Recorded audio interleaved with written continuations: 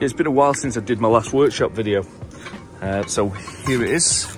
This is my home workshop.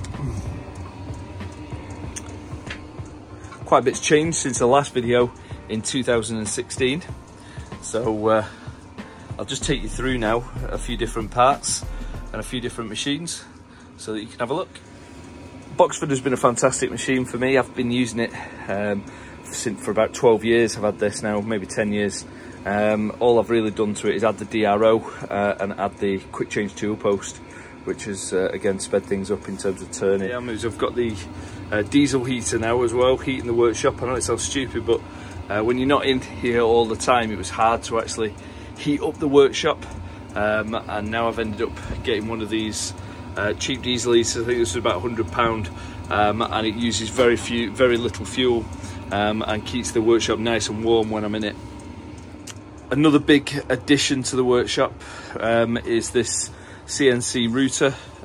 It's a 1 metre by 1 metre bed. It's actually quite significantly bigger than that, or quite a bit bigger than that, but the actual cutting area is about 1 metre by 1 metre, just over actually. Running a water-cooled spindle, one of the Chinese ones, which does a really good job. I've had this for about a year and a half now, 2 years, and it's done some really nice things.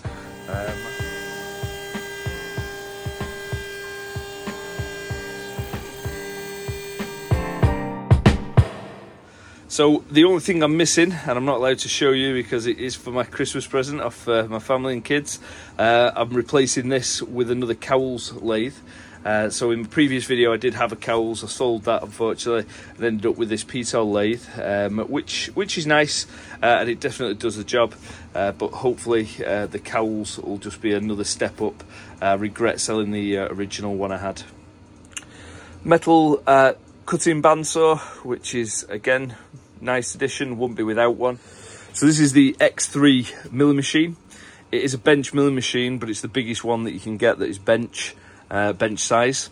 It's kitted out with a DRO, which is amazing.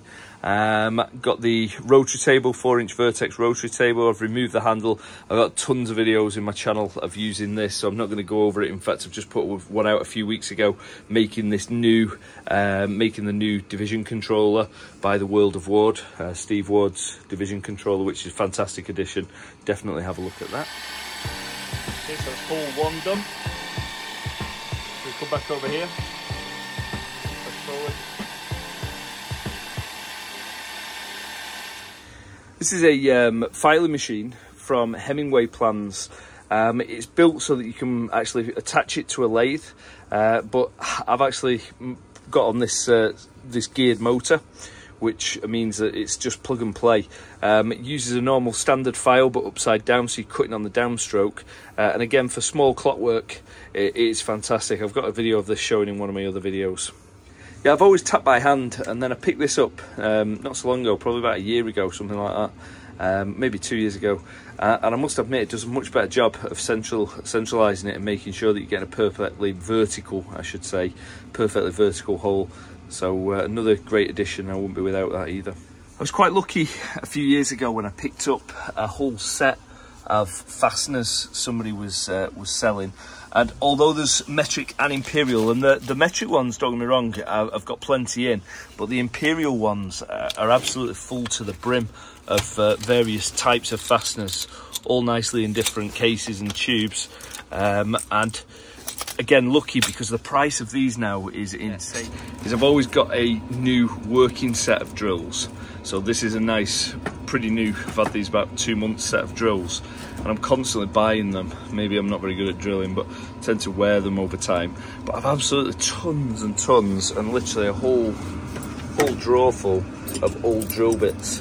So the next thing that I'd like to do once I finish the clock project is definitely look at getting a sharpener, a proper cut grinder, and actually try to sharpen some of these. So I've got for the P-Tol lathe quite a lot of attachments actually for it, in terms of headstock attachment for holding wheels, and also obviously I've got the cross slide, and also the vertical slide for it as well, 4-jaw chuck, etc. Now what's interesting is, in actual fact, I've kept these. That's a spindle head as well, which I used to use for dividing and for clock making, or clock wheel cutting I should say, on the lathe as well. Now interesting, when I sell the peso, I'll probably keep all this because a lot of it will fit on the Boxford, because on the cowls, because the cowls actually has the same head. I always want to know what's in people's drawers when I see workshop videos, so some of you might switch off now, but I'll certainly go through some of these now. I've got absolutely tons of old bits. This here is a drag engraver that I built quite a few years ago. It works on the CNC machine actually, so we put a piece of metal underneath it, and that is spring loaded, as you can see. That's actually diamond tipped, and it scrapes its way around and engraves items. Loads of different various end mills, more end mills and various other bits. What else have we got? Metric taps and dies, and some more screws. Really untidy taps. These all need sorting out, and I'm sure people will be upset seeing them in this condition, but that all needs sorting out. All taps in there. Old drill bits. Again, another reason that I could do with getting a new sharpener, cut grinder, and more bits still. Sorry, end mills still. Tailstock items, so everything for the tailstock. These drawers need cleaning out. Love to know if everyone else is tidier than me, I'm sure they are. So this is my box of parallels.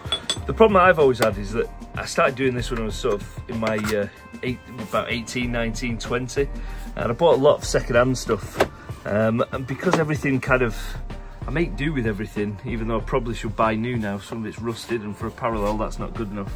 But then when you get things like that, I don't really need to, I suppose. I'm happy to keep using them. These are ER32 collets.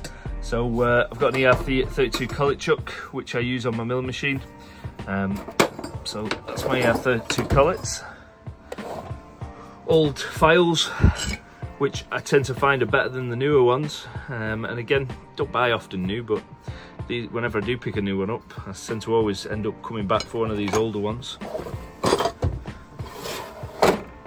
Toolmakers clamps, various sizes. Could do with some smaller ones actually. I mean, more of these. Some of these are great, don't get me wrong, I use them all the time, but could do with some sort of smaller ones. This has definitely seen better days. There's a whole video of me making this, and it's just sat there and got rusty and never really been used properly. That was a clock depthing tool that I started making. Video on that. It was working in concept, but it never got finished. And then I came across some of these castings for a depthing tool, which are pretty expensive now actually, but I haven't got around to making it, so that will be the next job, or another job I should say. And then more clock making items.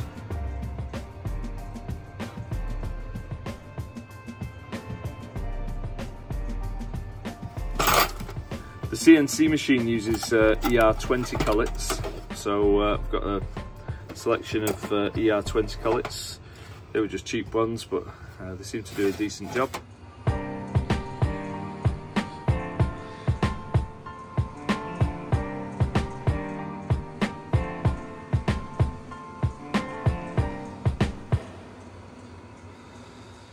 Okay, well that's the end of my workshop tour.